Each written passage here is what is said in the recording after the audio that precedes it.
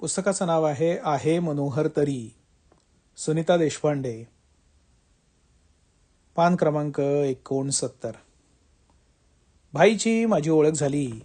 आम्ही एकमेकांच्या प्रेमात पडलो. मग 2-3 महिन्यातच भाई लग्न करूया म्हणू लागला. माझा मात्र लग्न या गोष्टीला पूर्ण विरोध होता. आपलं प्रेम जर का पक्क असेल तर कुणालाही घाबरायची गरजच काय. आपण एकत्र राहावं, त्यासाठी लग्नाचं कृत्रिम बंधन कशाला. आणि समजा उद्या प्रेम संपलं किंवा कमी झालं तर केवळ लग्न झालंय म्हणून एकमेकांजवळ मनाविरुद्ध कशासाठी राहायचं. जो समाज आपले असले वैयक्तिक प्रश्न निर्माणही करत नाही आणि सोडवायलाही येत नाही, त्याचा या बाबतीत विचारच कशाला करायचा. ज्या स्त्री पुरुषांमध्ये शरीर संबंध हेच प्रधान नातं असतं आणि प्रेम ही गोष्ट दुय्यम असते, पुढे होणाऱ्या मुलांची जबाबदारी, वंशपरंपरा, आर्थिक प्रश्न असल्या गोष्टी महत्वाच्या असतात, अशांनी लग्न या सामाजिक बंधनाला मान्यता देणं स्वाभाविक आहे.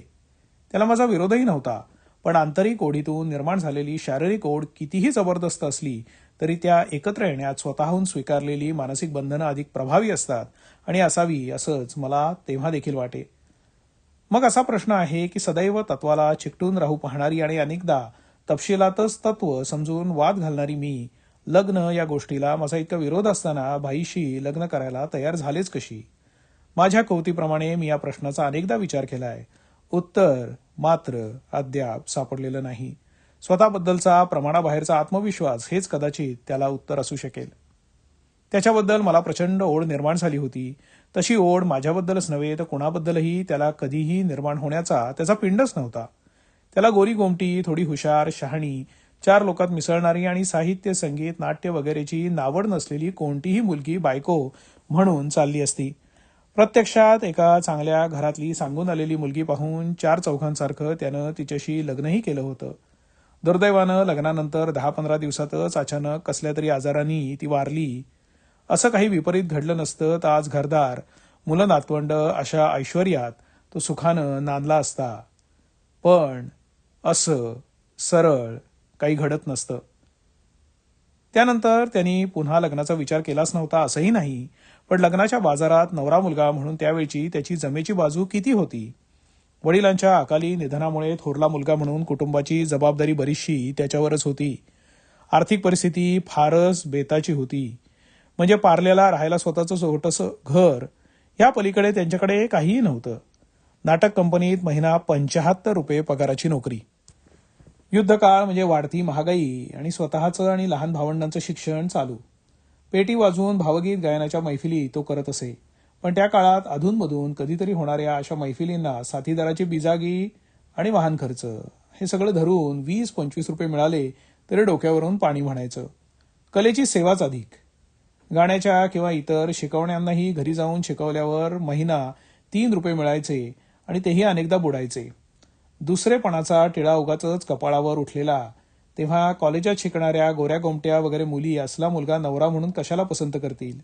त्या काळात त्याच्या सहवासात आलेल्या आणि त्याच्यातल्या साहित्य, संगीत, नाट्य वगैरे गुणांमुळे प्रभावित झालेल्या पण व्यवहारी धोरणातून त्याच्यापासून थोड्या दूरच राहिलेल्या किंवा त्याला नकार दिलेल्या ज्या कोणी असतील त्यांना पुढे हाच गृहस्थ पु ल देशपांडे म्हणून नावलौकिकाला आल्यावर, इतका लोकप्रिय झाल्यावर आपलं चुकलं अशी हळहळ नक्कीच वाटलेली असणार.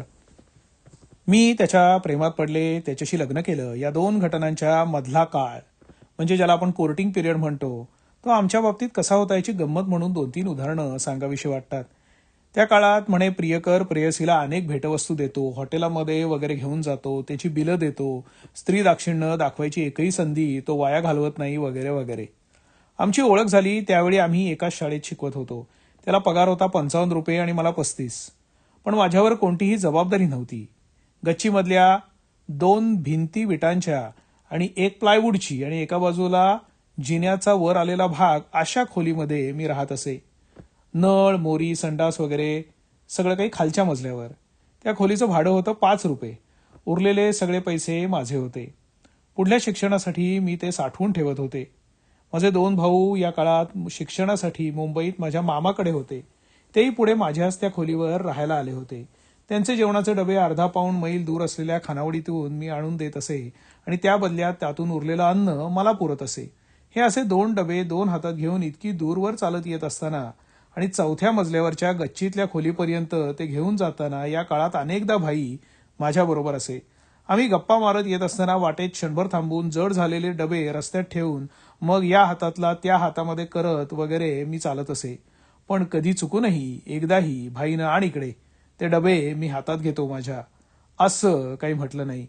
तसं त्यानं मुद्दामच केलं असा आरोप त्याच्यावर मी कधीही करणार नाही, त्याला ते कधी सुचलंच नाही. त्याचा तो स्वभावच नव्हता.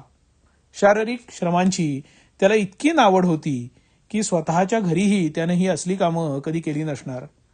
समजा त्यानं ते डबे मी उचलतो असं म्हटलं असतं तरी मी त्याला ते घेऊ दिले नसते, ही गोष्टही खरी. पण म्हणून त्यानं तसं म्हटलं नाही असं मात्र नव्हे. तो माझ्या खोलीवर अनेकदा येई, पण हॉटेलात तसे आम्ही फार कधी जात नसू. त्या 1.5-2 वर्षाच्या काळामध्ये 3-4दा आम्ही हॉटेलात चहा घेतला असेल आणि त्या प्रत्येक वेळी त्याचे पैसे प्रथम मीच काढले. त्याला कारणं अनेक असू शकतील. एक तर त्याला परवडत नसे. दुसरं म्हणजे माझ्या बाबतीत परकेपणा वाटत नसल्याने कुणीही खर्च केला तरी अर्थ एकच, मग मी प्रथम पैसे काढल्यावर उगाच वाद कशाला घालायचा असंही असेल. कोण जाणे, पण मला त्याला माझ्यासाठी चहाचा खर्चही कधी करावा लागला नाही. मग भेटवस्तू वगैरेचा विचार संभवतोच कुठे. पण या गोष्टींचं मला दुःख नव्हतं. उलट असले घेवबापण मला मेंधेपणच वाटलं असतं. स्त्री दाक्षिण्य हा प्रकार माझ्या स्वाभिमानाला धक्का देतो. शिवाय तो काळ हा माझ्या आयुष्यातला एक असा तुकडा होता की ज्यावेळी मला जगण्यासाठी अन्नापेक्षा स्वाभिमानाची गरज अधिक होती. स्वाभिमान, पराकोटीचा स्वाभिमान. त्यामुळेच असेल कदाचित, पण मला या गोष्टी खटकल्या नाही तेवढं खरं. एक प्रसंग मात्र मला आठवतो. त्यावेळच्या त्याच्या वागण्याचं का कोण जाणे मला मनापासून दुःख झालं होतं. मी परीक्षेसाठी नागपूरला गेले होते. 2-3 महिन्यांनी परत आले. या काळात भाईनं मला अनेक सुंदर प्रेमपत्र लिहिली. यात काही नवल नाही.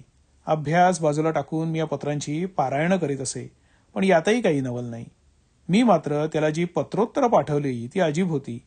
माझ्याकडे 2 इंच रुंद आणि 3 इंच लांब अशा जाडसर हँडमेड 60-70 कागदांची खादी भांडारात त्या काळी 1 आण्याला मिळणारी छोटीशी वही होती. दरवेळी पत्रोत्तर म्हणून मी त्यातल्या एका कागदावर मी कर्मण्येवाधिकारस्ते मा फलेषु कदाचन एवढी एकच ओळ लिहून त्याला पाठवत असे. प्रेयसीनं प्रियकराच्या लांबलचक सुंदर काव्यात्मक पत्रांना नेहमी एकाच ठराविक ओळीचं आणि ओळ तरी काय निवडली होती मी. असलं उत्तर पाठवण्याइतका आचरटपणा दुसरा कोणता असेल. आणि दरवेळी एवढ्या एकाच ओळीनं पत्रोत्तर येत असताना सतत नवी सुंदर पत्र पाठवणाऱ्या प्रियकरा इतका गाढवपणा दुसऱ्या कोणाच्या हातून घडेल. प्रेमात पडणारी माणसं असलाच आचरटपणा किंवा गाढवपणा करत असावीत. अगदी भावी काळातले महाराष्ट्राचं लाडकं व्यक्तिमत्व, लोकप्रिय दैवत वगैरेही याला अपवाद नाहीत. असो, या पत्रांमधल्या शेवटच्या 1-2 पत्रात त्याने लिहिलं होतं, नागपूरहून येताना माझ्यासाठी संत्री घेऊन ये. नाहीतरी मी त्याच्यासाठी संत्री नेलीच असती, पण आता त्यांनी एवढवून सांगितलं आहे म्हणून मी त्याच्यासाठी करंडीभर संत्री न्यायची ठरवलं. मग माझं शेवटचं पत्रोत्तर नेहमीप्रमाणे न लिहिता जरा सविस्तर लिहिलं. म्हणजे मी संत्र्यांची करंडी आणत आहे, अमुक एका गाडीनं येत आहे, दादरला उतरणार, स्टेशनवर येशीलच, वाट पाहते वगैरे वगैरे. माझी गाडी खूप लेट झाली आणि रात्री 1:30-1:45ला दादरला येऊन पोचली. मी सगळा प्लॅटफॉर्म पाहिला. भाई कुठेच नव्हता. पुस्तकांची ट्रंक, इतरही सामान, संत्री, त्याची करंडी, हमाल करणं तर भागच होतं. पण लाल डगलेवाला हमाल घरापर्यंत कसा येणार. मग एक लुकडा पोरगेलासा बिगर परवाना हमाल तयार झाला. त्याच्या डोक्यावर थोडं, माझ्याकडे थोडं असं सामान घेऊन आम्ही घरापर्यंतची मैलभर निर्मनुष्य वाट तोडवत अपरात्री निघालो. रेल्वे लाईनला समांतर असा तो तुळशी पाईप रोड. रस्त्यात क्वचित एखादा दिवा. त्या काळी हा रस्ता धड केलेलाही नव्हता. ती एक जरा रुंद अशी पायवाटच होती. दादर स्टेशनपासून या रस्त्यानं माटुंगा स्टेशनच्या दिशेने जाताना पुलाखालून पुढे आल्यावर वाटेत घरही नव्हती. छबिलदास मुलींची शाळा तेवढी लागे. ती अर्थातच रात्रीची रिकामी इमारत. मग पुष्कळ पुढे आल्यावर एक कसली तरी वर्कशॉप वजा छोटी बैठक इमारत होती. तिथल्या दिव्याखाली खाट टाकून त्यावर बसलेला पठाण आम्हाला येताना पाहून उठला आणि समोरून आमच्या दिशेनं येऊ लागला. पठाण सुरे घेऊन येतात वगैरे अशा समजुतीमुळे पठाण म्हटला की घाबरगुंडी उडणं स्वाभाविक होतं. खरं तर स्वतःच्या जागेवरून काही कारण नसताना उठून हा आमच्या दिशेनं येताना पाहून मीही जरा साशंक झाले होते. माझ्याबरोबरचा तो हमाल पोरगाही माझ्याहून अधिक भेदरला. थरथरत मला म्हणाला, बाई पठाण येतोय. मी तो पोरगा डोक्यावरचं सामान तिथेच टाकून पळण्याच्या पावित्र्यात दिसता क्षणी मी त्याचा खांदा पकडला घट्ट. तेवढ्यात तो धिप्पाड पठाण आमच्यासमोर येऊन क्षणभर थांबला. अंगात झाशीच्या राणीचा संचार झाल्यासारखी मी त्या हमालाला ओरडून म्हणाले, चलो देखताय क्या, हां, देर हो रे ना, चलो जल्दी. अशा काहीतरी वाक्यामध्ये मी त्याला आवेश दाखवला.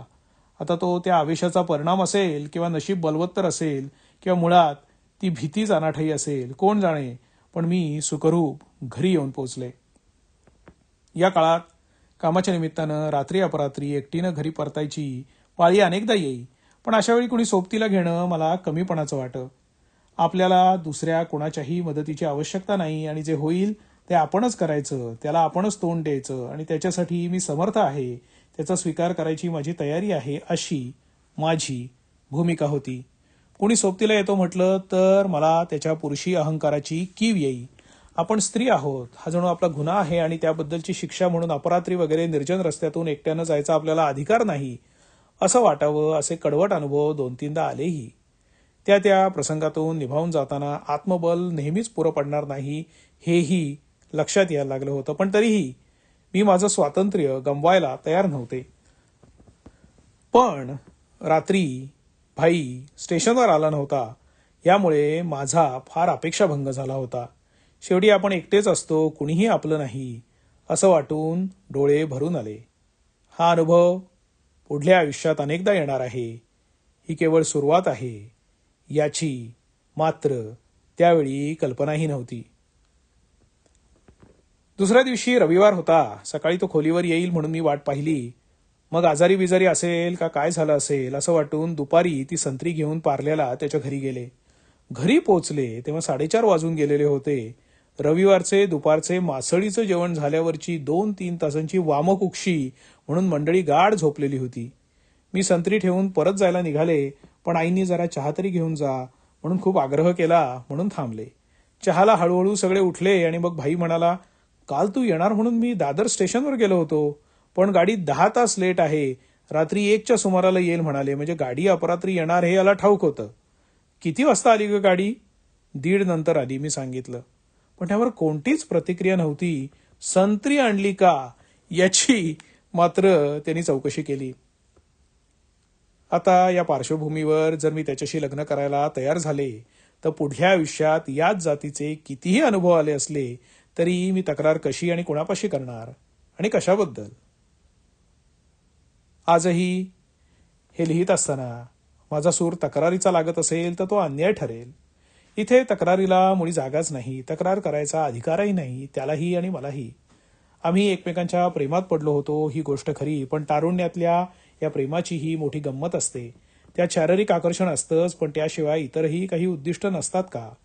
त्या काळात मी या प्रश्नाला काय उत्तर दिलं असतं कोण जाणे, पण मला आज वाटतं आमच्या या प्रेमसंबंधात आम्ही एकमेकांना हवे होतो हे जरी खरं असलं तरी कोण म्हणून हवे होतो याचं उत्तर मात्र एकच नाही. त्याला मी बायको म्हणून हवी होते आणि मला तो प्रियकर म्हणून हवा होता. मलाही तो नवरा म्हणून हवा असता तर मी लग्न या गोष्टीला मुळात विरोधच केला नसता आणि आमची नवरा बायकोची जोडी ही कुणीही हेवा करावा इतकी भाग्यवान आणि अनेक अर्थांनी आदर्श जोडी झाली असती. नवरा म्हणून एखादा माणूस किती चांगला असू शकेल तितका तो चांगला आहे. खरं तर बायको म्हणून मीच त्या योग्यतेची नाही. माझ्या रक्तातली विझायला तयार नसलेली बंडखोरी हाच मुळी बायको होण्यातला मुख्य अडसर आहे. पण योगायोग असा की त्याला त्याचा रक्तप्रवाह श्वासाश्वासाला समझोता करतच वाहणारा असल्याने माझ्यातूनही त्याला बायको मिळू शकली. आम्हा दोघातले आणखी 2 गुण आमचा हा संसार इतकी वर्ष टिकून राहायला कारणीभूत झाले असे मला वाटतं. त्याच्यातला परावलंबी मूलपणा आणि माझ्यातला कष्टाळू आणि थोडा बहुत कर्तबगार आईपणा, अशा अनेक गोष्टी एकमेकांना पूरक ठरत गेल्या आणि आमच्या एकत्र प्रवासानं आजचा हा टप्पा गाठला.